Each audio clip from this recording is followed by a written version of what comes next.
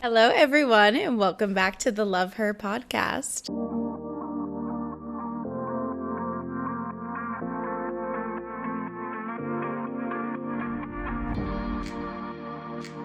Hi, everybody. Welcome back yet again to another episode. We are so excited for you guys to be here as always. And this is now episode 12, so welcome back. Yes, and Naya and I actually have an exciting update for you all. We are actually going to Peru. Yes, we are going on a wellness trip. Would you call it a wellness trip? Yeah, I would say a wellness trip. Yeah, so we're going on a wellness trip with a group, and we are going to Peru. We're going to be there for about a week or so, and so we're very excited. In this episode this week, because we are doing that, we are dedicating this episode to travel, and we kind of want to talk about all things travel, inspiring you guys to travel, what we like about travel, and all of the things. So let's get into it. Okay, I guess to start, I wanted to kind of ask, what's your favorite place that you've ever been to and why? So my favorite place that we've been to is probably the Czech Republic. So we went to Prague one year, just randomly. So, you guys heard in my story that travel has kind of fed me, and it's been like something that I've dreamed of doing since I was a kid. So we try to go somewhere really cool every year. And one year we decided to go to Europe. We didn't really know how we were going to get there. We actually went to Europe a few months before, but we found a really cheap way of getting there for the holidays. And so we decided to pick the cheapest country to fly into, and then we took a bus to a country that was also really cool, and we landed in Prague. The food was amazing. The architecture there is all castles, so I say that it's like walking through castles. Everybody is super nice. It's not very touristy. I guess I don't know a lot of people that even want to go to the Czech Republic or have, so that was really nice too. We spent New Year's Eve there, so that was an experience within itself. But yeah, it was amazing. What's your favorite place that you've been to? I would say, honestly, maybe Mallorca in Spain. When we went there, it was just like so peaceful. I remember we went to this topless beach and there was this like dock that was kind of far out in the ocean, and everyone was just swimming out there and just like laying on the dock and soaking in the sun. And it was the perfect experience of having this cute little town, but it was also so beachy and peaceful. And I remember there was like this mountain, and we kind of went up the mountain just walking on the cobblestone roads, and there was a beautiful wedding there. And I was like, oh, what a dream. What a dream. Oh my gosh, yes. I love Spain. We did something similar when we went. We went to Costa Brava, which obviously I think majority of the beaches in Spain are topless. I don't know that, like, I don't know, and somebody can correct me if I'm wrong, but I believe that it's just not, you don't have to wear your top. Yeah, I think so too. Like, it's acceptable to just let it loose. And of course, I say all the time, I'm literally a nudist. So being in Spain, being able to just let loose and take your top off. Did you go topless? I don't think I did, actually. What? No way. I felt so free. Like, I was there obviously with Mackenzie, and she didn't go topless, but I was like, I'm gonna let it out. Like, when do we get to do this? That's true. That's true. But yeah, I mean, it's just, you obviously have your travel brand. And I think what's so important about travel, and kind of what we want to talk about a little today, is the importance of experiencing different things outside of like what we grew up in. And obviously throughout the US there are differences, right? Like if you grew up in Massachusetts versus Texas, it's going to be a different experience. But I think there's also something to be said about experiencing different cultures around the world and really realizing that it's so much bigger than we ever thought it was. Yeah, it's so much bigger than what we have and what we experience on our day-to-day lives. I feel like being able to travel and get that exposure also gives me a deeper understanding of other people and where they come from and what they're doing and why they are a certain way. And I, like, especially because I grew up in the South, Southern hospitality is a thing. Like, me only ever living in the South, I only know Southern hospitality. So growing up, even for example, I had to say yes ma'am and no ma'am.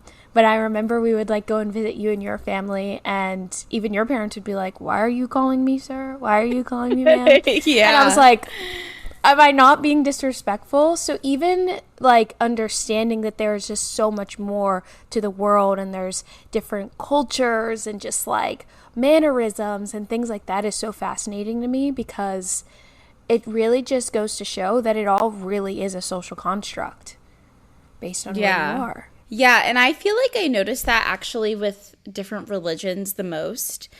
because at least where I'm from, I feel like Catholicism is the most prominent religion, but I know in the South it's like Southern Baptist is really popular. And I think when I go to different parts of the world and I see that, if the religion is Buddhism or Islam, whatever it be, it makes me realize that all religions kind of at the core are the same. Mm-hmm.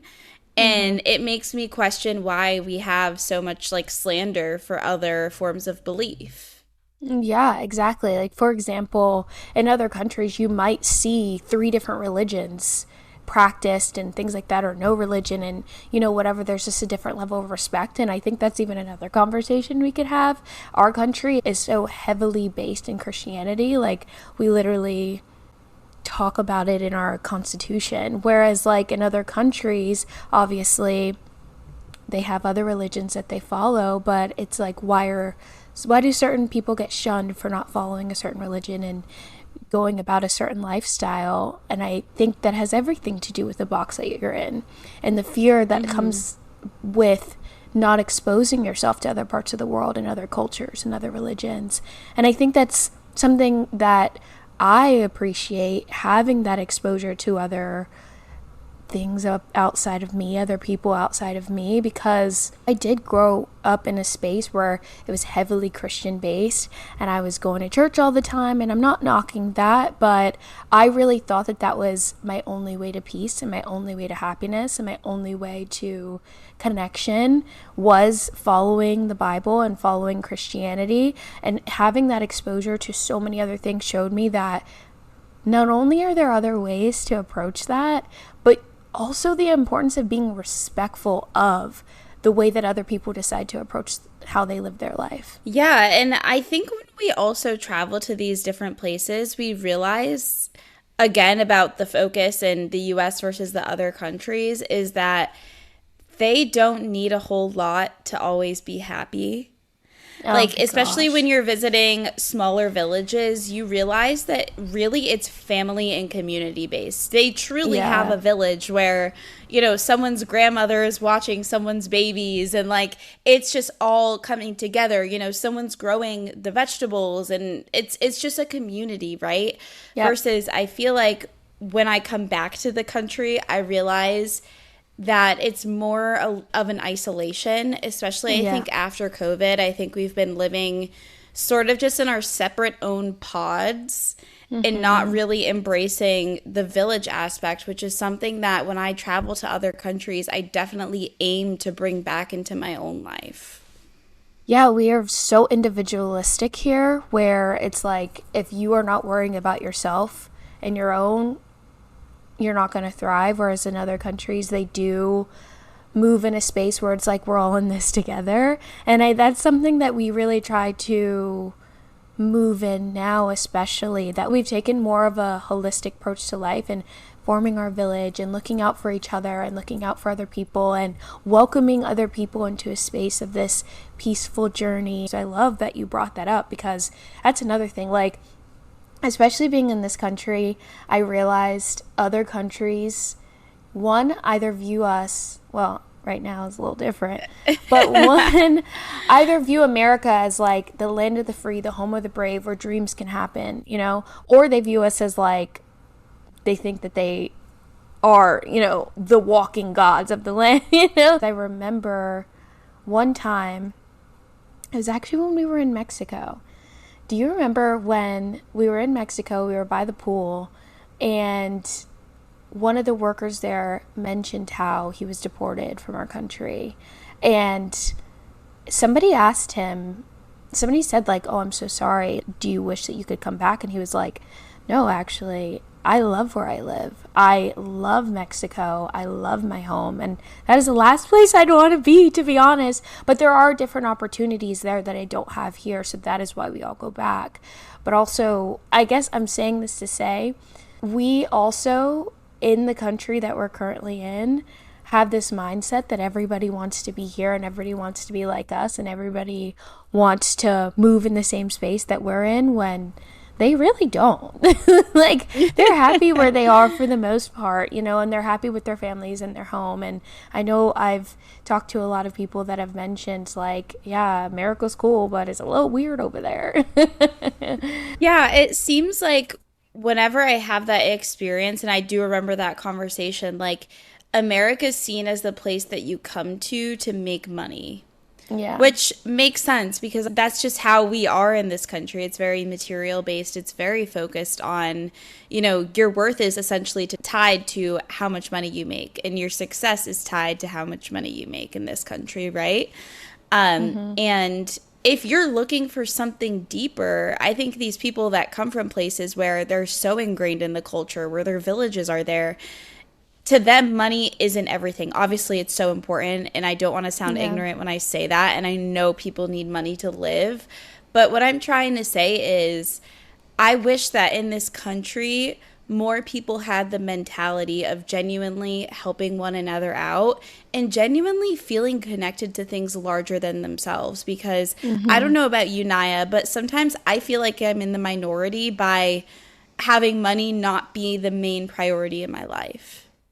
Yeah. And I know you mentioned something in the last episode where you said, money truly isn't happiness. We talked about it just like finding your passion and finding other things that drive you besides the materialistic aspects of life, because that only takes you so far. Like, once you get there, it's like, what now? So if you don't have any purpose, if you don't have other things driving you, I mean, that's why our country has this like dark cast over it. And I hate to kind of get that deep. No, I don't hate to get that deep, but it does feel like there is a sense of greed in the spaces that we're in this country. And it doesn't thrive, like you said, off of that collectivism. We're not thriving off of that right now. We are thriving off of the debt, the corporations, things that just keep bringing in that negative energy. And I think that if you're in this country right now and you're seeking more beyond that, to find ways within your personal life to explore and find other people and find other cultures and to travel the world and see that there's so much more out there than what is in this country and what you are taught every single day. Like, you have to go get a job. To get that job, you have to get the house. To get the house, you have to, like, it's like a hustle culture. And that hustle culture is what is wearing us out. Like, we don't have to be hustling and grinding every single day of our lives. Like, we can breathe. We can take a second, you know?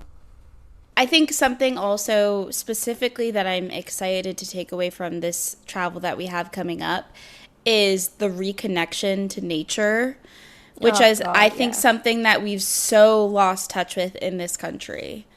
Like, it's essential. We have to get outside and, like, listen to the birds chirp sometimes. We have to literally touch grass and ground ourselves because, I mean, the earth is magnificent, it's beautiful, but we don't even focus on any of that. We're just worried about waking up, getting to work, making as much money as we can, and doing it all over again. And obviously that's a generalization. I know that there's not a lot of people that do view that way, but generally that is kind of the program that we were taught. Yeah. And so when that's what we were taught, we have to be intentional about taking these moments to go outside, to just be. And when we travel is when we get to experience and almost like be reunited with how wonderful life is. Yeah, there was a TikTok that this girl posted a while back that I actually put on my travel page that said, there's really a beauty in traveling to another country and really connecting with the land there, because there's so much that you experience, not just with interactions, but the fact that majority of the world has a culture where they're doing a lot of walking, where they're doing a lot of spending time outside, and even at restaurants. Like when we go to restaurants here, we're rushed out of the restaurant, but you go to Europe and they're like, have fun. Like, let me know if you need anything. And you can sit there for hours and connect with people and just really be in this space instead of, all right, what do we have going on next?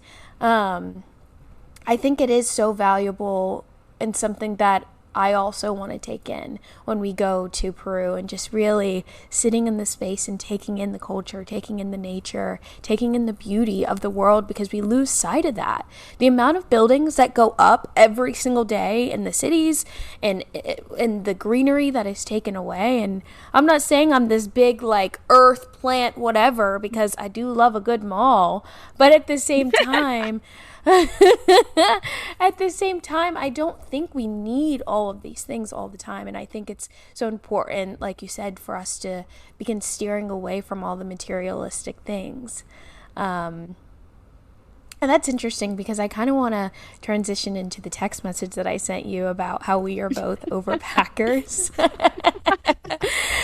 And now that I think about it, it is really just the anxiety that comes in the space of me not feeling like I'm going to have enough, or me not feeling like I'm going to be able to get what I need if I go over there without something or whatever.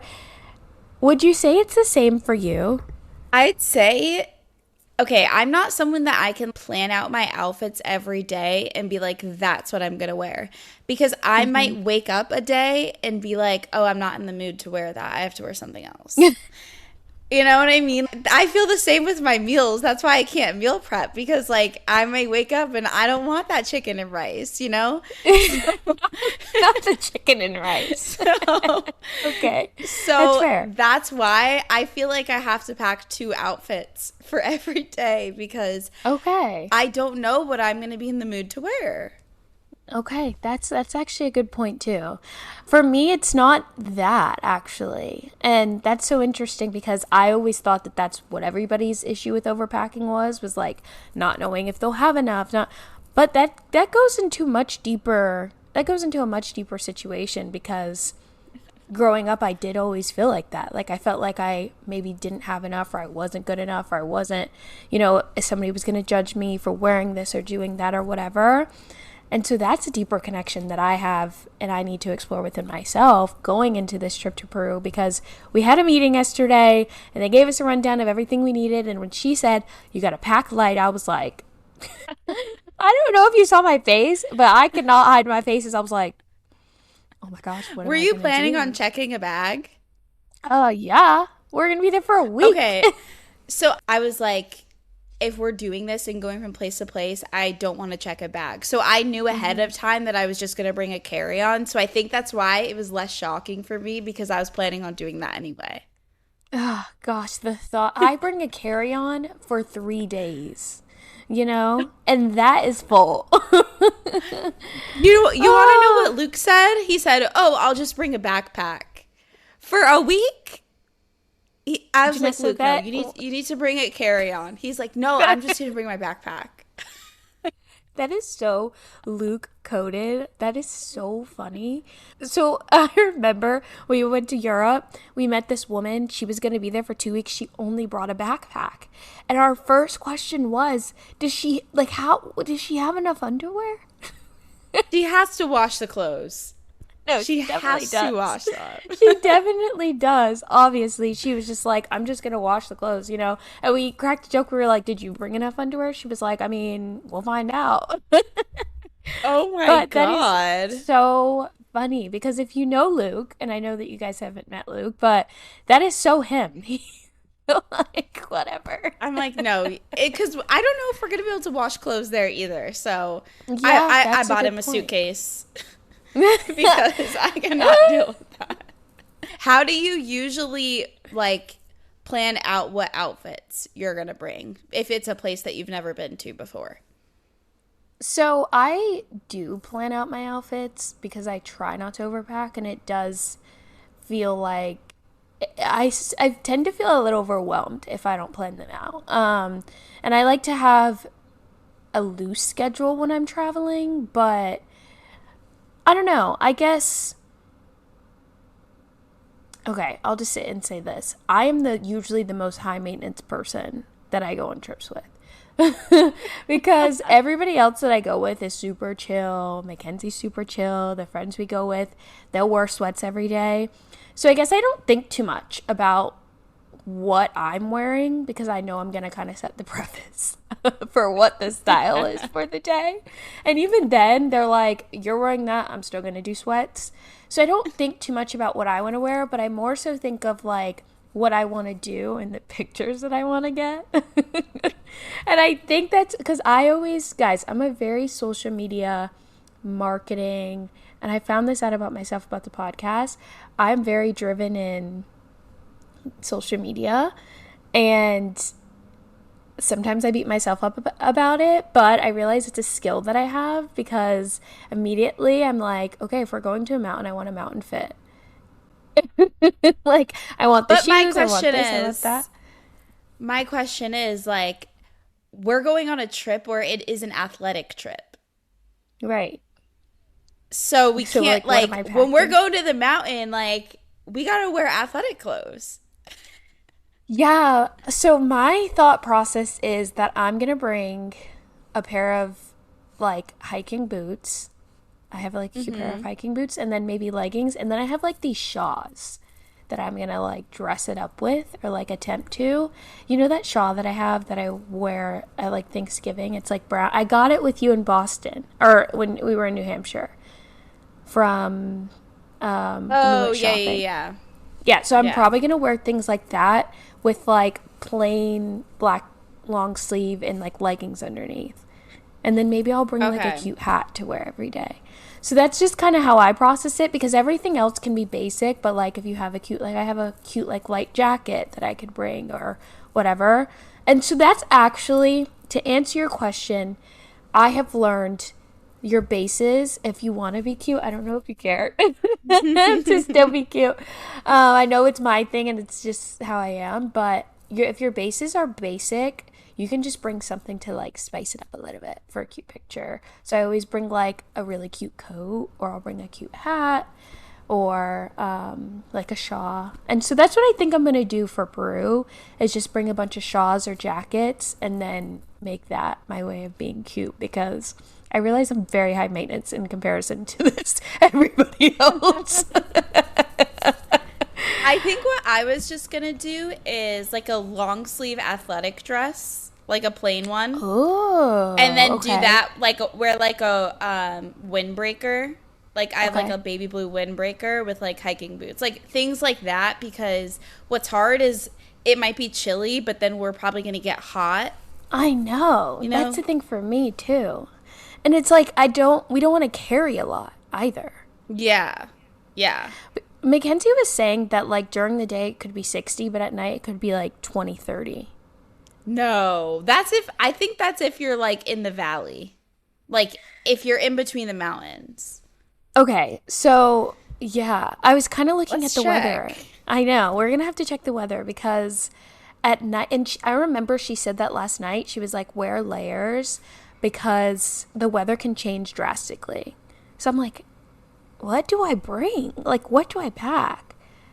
So Mackenzie was like, why don't we just bring, like, we're going to get like undergarments, like the plain long sleeves, like long john kind of things, but just the shirt, and then like leggings. And then she was like, we wear like a hoodie, bring a hoodie or a jacket or whatever, because it's not going to get that hot. It's really only going to be like 60 degrees, which is still, in my opinion, cold. Southern girl over here. Yeah. But if it's like 75, which it could be depending on what part we're in, and we're hiking, then we're going to be really hot.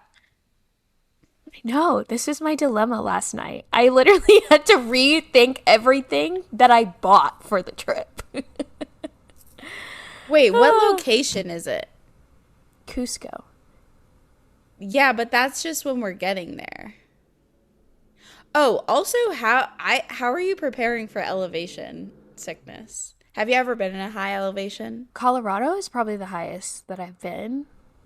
and I was only there for a couple of days, and it wasn't that bad. Like, we weren't hiking, we were just there for a wedding, and the host of the wedding and, the mom and things like that was like very concerned for everybody because of the elevation, and she's like, people react differently, and of course it was a wedding, so we were drinking and things like that.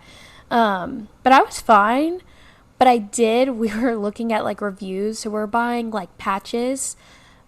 There's like elevation patches, there's like nausea patches and things like that. So I'll send you my Amazon list because we have like 30 Okay, yeah. things Send me that. that Send me we that. made a list of. And we were reading the reviews on the like elevation patches, and somebody said people that did not prep for elevation needed medical attention in Cusco. Yeah. How do you And prep before?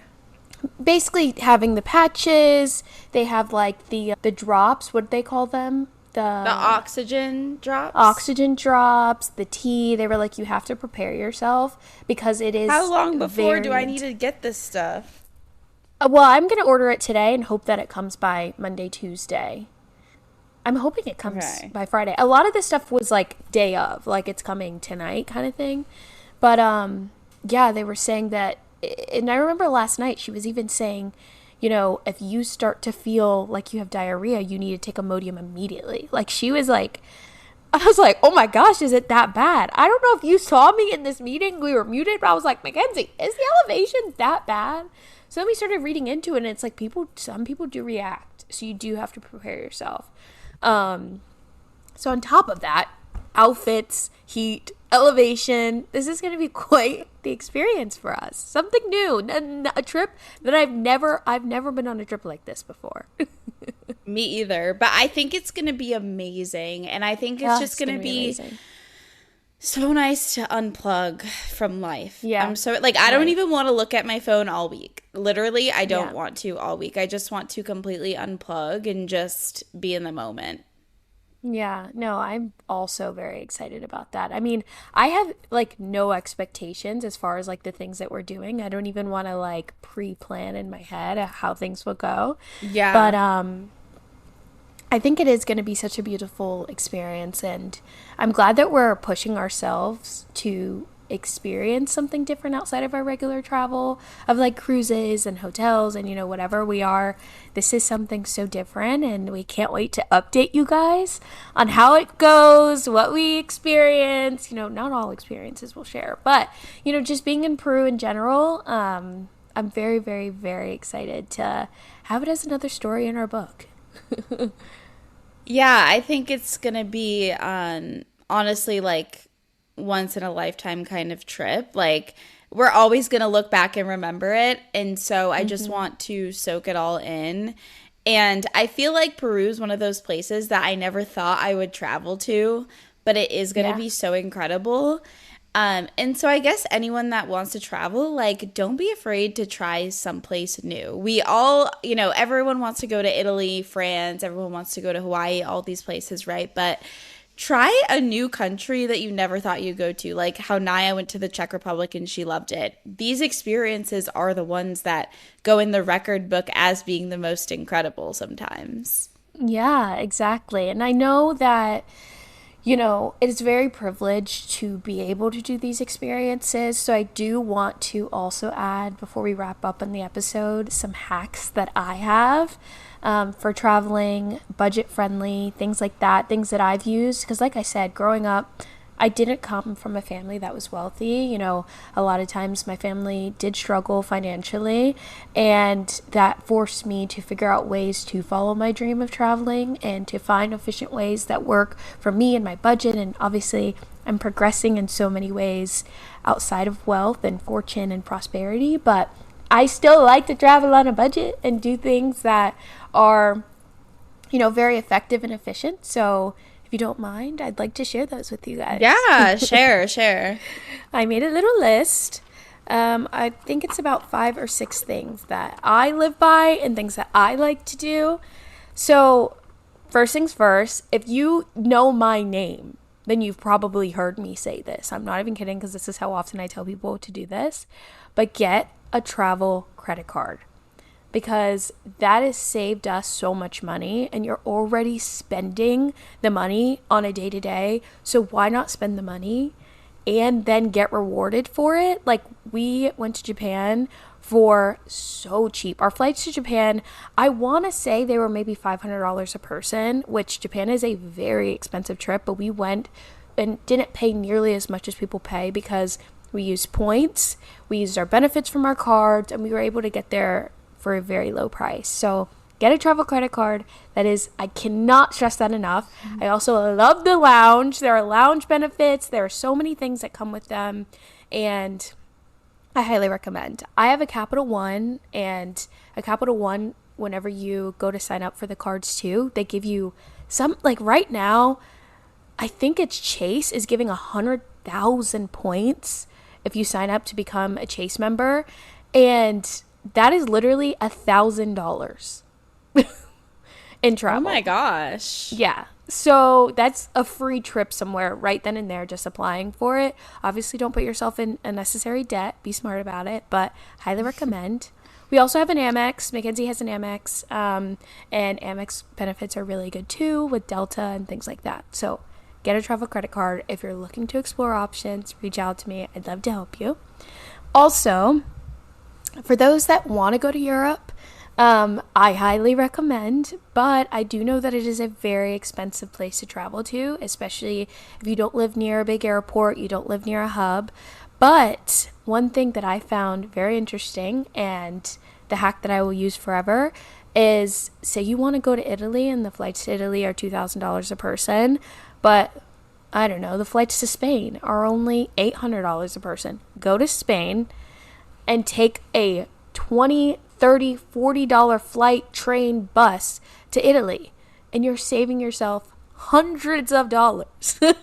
We did that when we went to the Czech Republic. We really did want to go to Prague. Prague was so expensive to travel to. So we went to Germany in the winter, and everybody was like, why are you going to Germany in the winter? And every time we looked up things to do in Germany, it literally told us to leave because it gets so cold there in the winter. But we only stayed there for a couple of days. We got a $40 bus to the Czech Republic, slept on the bus overnight, and it ended up saving us so much money. So that's my favorite hack, and you get to see two countries in one. It was absolutely amazing. So I highly recommend. I also highly recommend, obviously, based off of that, using the public transportation, living like a local if you can, trying all of the local foods. There's a lot of markets and places. Obviously, if you want to go to the top rated restaurant in the entire world, we do those. We love to go to like the best bars in the world. But the local food is just as good, if not better, majority of the time. And public transportation is majority of the time really easy to figure out. A lot of the countries we've been to, the locals love to help you figure things out. They get excited about it, and they're so kind usually. So I highly recommend doing that.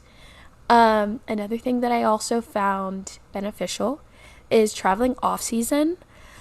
Don't recommend going to Italy between the months of May and July, but going to Italy in September actually was much cheaper. I don't know why. I think that might be their off season. But yeah, figuring out when the off season is, traveling off season. And one last one is traveling overnight. I have found that the tickets are usually cheaper to travel overnight, and especially if you're going to a country where the time is ahead. Say you leave here, I live in Atlanta, East Coast time. If you leave here at 10 o'clock, you end up arriving there in the morning, so you sleep on the entire flight and you get a cheaper plane ticket. It's a late night plane ticket, but it ends up working out for us. So those are some of my travel tips. It is possible. I say all that to say it is possible for you to do it. You just have to be willing to, one, put in the work if you don't want to break the bank to go over and travel and see all these places. But we have found ways to make it really efficient, and people are always asking, how do you guys go all these places? Are you guys rich or whatever? And we are rich in life in so many things, but we do it efficiently, and it works for us. We don't have any kids, dual income, no kids. So we are able to kind of do the things that would be more inconvenient if you are a family of four traveling, or if you do have a child, and we take advantage of that. So Highly recommend. Those are some great hacks. I love that. And it shows that like you don't have to be loaded financially to be able to see Yeah. the world. Yeah. And I also love the living like a local thing. And I think you're right. Like some of the best foods are at those little markets by someone's Yeah. grandma. And Literally. I think that that's great. So yeah, this is a message to anyone listening. Like if you can, if you have the ability to, because it is a privilege, but if you can, see the world. See the world. See It's the so world. important. It's so important. And work on getting your passport. The amount of people that don't have passports. I Really? mean, I know Yeah, that especially sounds. now. No, Y'all better get your seriously. passports. Get your passport. Save up and get a passport because you never know when you got to go somewhere. And if you want to go somewhere, get out. You got to get out. Get a passport. Get a passport. Like right now. Right now. Seriously. Well, we really appreciate you guys coming and joining us yet again another week. We love you all so much. Janessa, you want to do the sign off? Yes, we thank you all for tuning in for another episode. And we're just so grateful for each and every one of you. Love, Janessa. Love, Naya. Bye. Bye.